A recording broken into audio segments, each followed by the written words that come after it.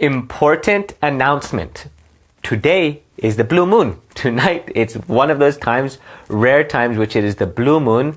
And on top of it being the blue moon, there's also an eclipse tonight. So the question is, what do we want to do during the eclipse time? If we're following bhakti, if we're trying to advance spiritually, do things like lunar eclipse or solar eclipse, do they affect our bhakti? How can they affect our bhakti if it is something which is material, something which is of this world, it's something that's happening planetarily, and how do we follow this properly? But before we get into that, please share this video so that people can also access this. And I would also like to say, blue moon, I never really knew what a blue moon was. I thought it was like, okay, does that mean it's blue? But it means that there's two full moons in the same month. Two full moons in the same month is the blue moon. Okay, so an eclipse, what is it? An eclipse is negative energy according to the Vedic philosophy and the Vedic system of thinking. The eclipse, there's naturally beautiful light coming from the moon, beautiful light coming from the sun, which is very good, which is very helpful. Our body aligns in balance with the sun and the moon and the different planetary things. It affects our health systems, it affects the light cycles, affect our health systems, affects our body, affects the tides. So when there's something like an eclipse, what's happening is it's something which is unnatural in nature. It is not normal. Our body is used to seasons. Our body is used to day and night rhythms. Our body is used to different lunar cycles. So when you've got an eclipse coming, it's something which is outside of nature, and therefore that thing can be very harmful and can screw things up for us, can mess things up. So from an astrological perspective, whenever things are in the time of an eclipse, it is not an auspicious time to do anything which is important. Meaning, if you are doing any bank transactions, if you're making a business deal, if you're signing a contract, if you're starting a business, if you're applying for a job, if you're trying to do anything material like that, you're going to have bad luck at this time because you're out of the natural rhythms and the natural balance and harmony with nature. So then the question is, well, what do? It's at nighttime. Do you just sleep through the eclipse, or do you go out and view it? And no, do not go out and view the eclipse, because that's also very negative energy that comes and affects you, which is not good, very inauspicious. What our Vaishnavas prescribe is that we close all the windows, you close all the doors, you don't let any of that light come in, and especially you don't let any of that light touch any food, because if that light touches food, then that also contaminates the food. If you have tulasi, you can put tulasi in all the different foodstuffs that you have and keep it away from the light to protect it from that. I remember being with my Guru Maharaj, Srila Bhaktivedanta Narayan Maharaj in India several times for eclipses, and at that time the whole temple stays up and we do kirtan, and we take tulasi and we put the tulasi around us to protect us from the negative energy. And I remember being in Delhi one time, and it was in Vrindavan first. We did the eclipse in Vrindavan, then Gurudev went to Delhi and I traveled with him. And he was explaining that the time of the eclipse is bad for our material life. If you want to make more money, if you want to have better relationships, it's very inauspicious time to do any of that. But inside it, there's a hidden sweetness, a hidden power, and it is very, very, very powerful and good for our spiritual life. It is a very powerful, helpful thing in our spiritual life. Meaning, he says, if you chant mantra in the time of the eclipse, by chanting mantra, then you can get perfection in that mantra. The mantra is the fruit of the mantra, the power of the mantra is magnified, and you get much more power. And then someone said, what happens if you chant Maha Mantra at this time? And then he says, then you get more power during the eclipse. So in the temple, what we do is we do kirtan at this time. Kirtan is the most powerful, and also we chant Gayatri mantras and do much mantra. And Gurudev, remember, he's explaining, don't talk any prajalpa, not gossiping with people, not looking on Facebook, even if it's my video, don't look at it and in the eclipse time, and don't pass urine, don't pass stool, don't eat, don't sleep, do not conceive a baby. Very bad idea, right? Don't do anything material, but do spiritual things to get more power. So the question that I was thinking of a little earlier today on this subject is, how can, if kirtan is super powerful in and of itself, why do I need the eclipse? How is the eclipse going to actually help that? Because isn't the mantra completely transcendental? Isn't that something spiritual? We say Nam Nabi Abed. Krishna and his name are non-different. So how can a material activity affect a spiritual reality? And it's a question that I deal with a lot in my book, Eternal Dharma, and in a lot of things, is how do we use our body and material things to get spiritual stuff? And there's a long, deep answer to this, but basically is we use things of this world in a way to support us spiritually. And some things are helpful and favorable for our spiritual growth, and some things are not. On a very gross level, you can say money. Is money good for spiritual life or not?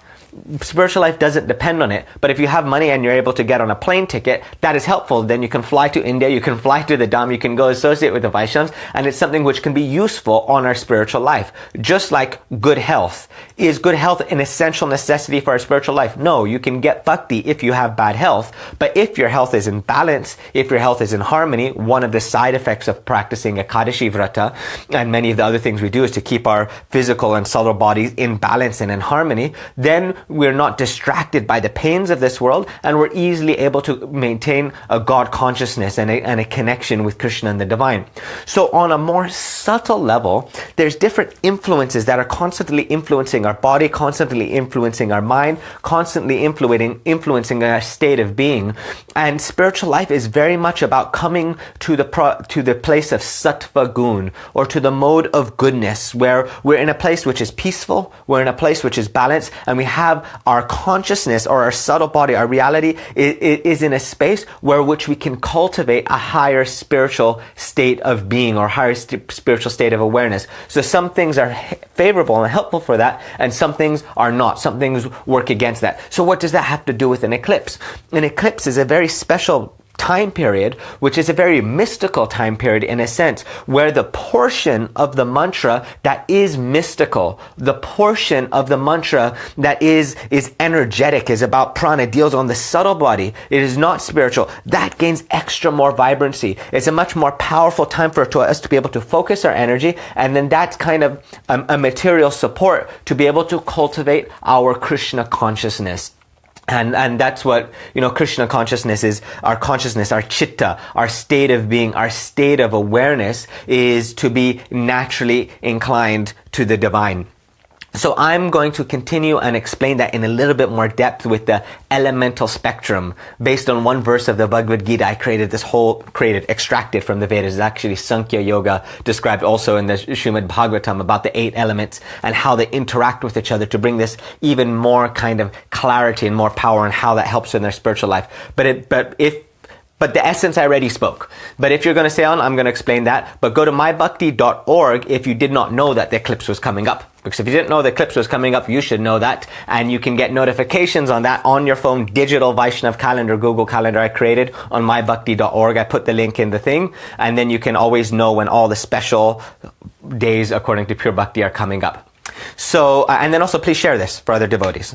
So now, let's talk about the elemental spectrum. In Bhagavad Gita, Krishna says, Bhumir apo nalo vayur kangmano buddhirevacha ahankaram ityanme lingam prakriti astada. He says that this material world, that means everything we can see, we can touch, all these things, everything in this material world, that camera, is made of only 8 things. Those 8 things are known as the 8 elements: earth, water, fire, air, ether, mind, intelligence, and false ego. Then in Srimad Bhagavatam, I think Kapila Muni, he's explaining also about the different elements and how there's a thing called the chitta, which is the consciousness, and this is made of Mahatattva. And Mahatattva is the aggregate that creates reality. I'll explain that a little bit deeper. It's basically this pillow, there's earth in it because you can touch it, right? Now there's water, which is wet. If you squeeze it, there might be some kind of liquid inside, or that's binding the fibers. There's also air, because if you slap it, I don't know if you can hear on my microphone, or you scratch it, there's sound vibration which exists inside of it. So these elements compose physical reality. Subtle reality is also composed by information. For example, this pillow has design, the design element of these things. So there's some intelligence which has been put into the creation of this pillow. And then there's ego, there's identity. Where's the identity? What is this pillow? What was it made for? What is its constitutional identity? So there's elements that make up everything of this world, which are those 8 elements. Now, on top of that, there's something which is kind of, I call it like the primordial silly putty. Like, have you ever had when you were a child and you had like Play-Doh, and you took this dough and then you made a cat out of it, or then you made a sword out of it, or you made a building out of the same stuff, just like this paper mache that makes up everything. So there's something which is known as Mahatattva, and what Mahatattva is that primordial silly putty, that primordial aggregate of material energy from which all the other elements manifest, from which all the other elements are created from. They come from this Mahatattva, or this aggregate nature. Now, so when we look inside of our being, our body also has the 8 elements. We have earth, water, blood, you cut yourself, there's water inside, fire. We have all the different bodies are made of the 5 physical elements. And then our subtle body is made from the subtle elements. Mind, which is emotions and feelings. Intelligence, which is information, data, knowledge. And false ego and identity, self-belief. Now, so when we look at understanding the soul, there's the, let's say my finger is the soul. Then covering the soul, they say there's the subtle body, and then there's the physical body covering the soul. The subtle body covering the soul is mind, intelligence, false ego. It actually goes this way. Ego, intelligence, mind, that are covering the soul. Then beyond that, there's ether, which is sound vibration, which is space. And then beyond that, there is air, which is prana, chi, vital energy is the air element. Then beyond that is water. And then beyond that is earth, which covers the soul. Now, right here, between the physical elements and between the soul, right in the middle, the first covering of the soul, there is something called the chitta. And the chitta is often translated as consciousness. It's often translated as the heart sometimes, or it's our state of awareness. Now that chitta is something which is also material. The chitta is it is made of Mahatattva. Remember the primordial silly putty, the primordial clay that all the other elements are made of. The chitta is made of pure Mahatattva. And it is described that this chitta is like a mirror, or like a see-through kind of, like, I imagine it like a little jelly ball, like a jellyfish that covers the living entity. Now, everything that goes on in the physical body gets reflected onto the chitta. Everything that goes on the subtle body gets reflected onto the chitta. So that means if someone goes and flicks you inside the head and you go, ow, there's this sensation. There's earth contact at earth, which then sends electrical impulses, which is going through the, the fire element inside the body. And that physical samskar, that physical mark that happened by poking someone in the head gets registered and marked inside of the chitta. Now the soul, the living entity, which is us, is looking at this chitta similarly in a same kind of way, like you are looking at me now. Right? There's a separation, but you're watching the camera. If you're watching a movie, perhaps even more engagement, Steven Spielberg, a good movie, then you can get absorbed inside of that and begin to identify through that and lose awareness of your own body, your own mind, because your consciousness is projected into something else. So the consciousness of the soul's identity is looking at the chitta and is getting completely absorbed in that movie, and therefore is identifying with the subtle body, which is the mind, intelligence, false ego, beliefs, paradigms, ideas, emotions, and the physical reality, our physical body, what we can touch, see, smell, taste. Physical reality is getting put onto the chitta. Now, spiritual life is not about the physical body, because every 7 years, every cell of the body changes. That's gone, right? It's not about the subtle body. There's one beautiful song in Bengali says, Linga boya banga hoya anayase, or that the subtle body gets destroyed easily through the process of bhakti. So it's not about the subtle body, and it's even not about the chitta. oftentimes we say, okay, but isn't it so much about the chitta? Doesn't Sri Chaitanya Mahaprabhu say in one of the only things that he wrote in the Shikshastakams, Cheto Darpana Marjana Bhava Mahan, Mahavagni Dirvapanam, that the first, result of chanting Harinam or chanting holy name is that this chitta, this mirror-like substance that's covering the soul, the consciousness, begins to get purified, begins to get clean. So isn't that, spiritual life is that you're saying now it's not about the chitta, but Mahaprabhu is saying it is.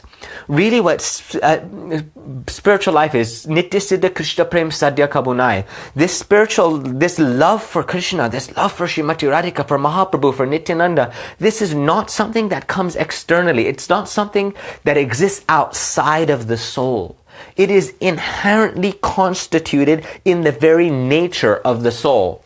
Just like if you have a banyan tree or a mango tree or any kind of tree, the whole potency of that tree exists condensed inside of the seed. Inside of the seed, the whole tree is there, but it's in an unmanifest sense. Unmanifest way, like pakva apakva vichar also described. Is ripe or unripe, manifest or unmanifest. So what spiritual life is mahavagabir sheyakaidava chandrikavit. Anyway, we won't get into Shastakam too much now. But basically, what it is when we're hearing, when we're chanting, when we're remembering, we're pouring water, we're pouring nourishment, we're pouring care onto the seed of bhakti, onto the seed of which exists inside of our heart and our inherent constitutional nature, and our inherent nature begins to sprout out, and that is independent from the chitta, independent from the body, independent from the mind. But there is another side of spiritual life also. And that other side of spiritual life is bringing us to a stage of self-awareness, bringing us a way of being able to just realize that we're not the body, we're not the mind, to be able to connect with the soul and to have our consciousness be a very fertile place for the growing of the seed. For example, you can say you can have a seed and you can pour water in it and you can nourish it and it will grow and it's very good. But what is even more helpful is if you have that seed in a very favorable environment. You have that in earth, you have that in soil, have it in a place which is favorable for the seed's growth. So what we want to do is we want to make our body a temple. We want to make our mind a temple. We want to make our consciousness a temple to help sprout our bhakti. That's why we wear the Vaishnav clothes. That's why we wear the tilak. That's why we eat prasadam, which is on the physical body. That's why we do things to purify our mind. Our mind is also material. And that's why we do things which also help the chitta, which also help our consciousness, purify our consciousness from being, boggled down by all the muck and all the material conditioning of this world, the modes of material nature of this world. We want to clear that out and create it favorable so that we have a very nice, healthy, happy environment for the bhakti of our soul to grow. So we see any instruction which is given by acharyas generally works on all the different levels. It will help our soul receive bhakti grow. It will help balance our consciousness and our state of being. I'm going to do a whole course about consciousness, state of being, this chitta. Extremely powerful for personal growth, extremely essential for spiritual life. I see hearts and love signs coming for that. Yes, I'm making it. It's on the way, college accredited programs.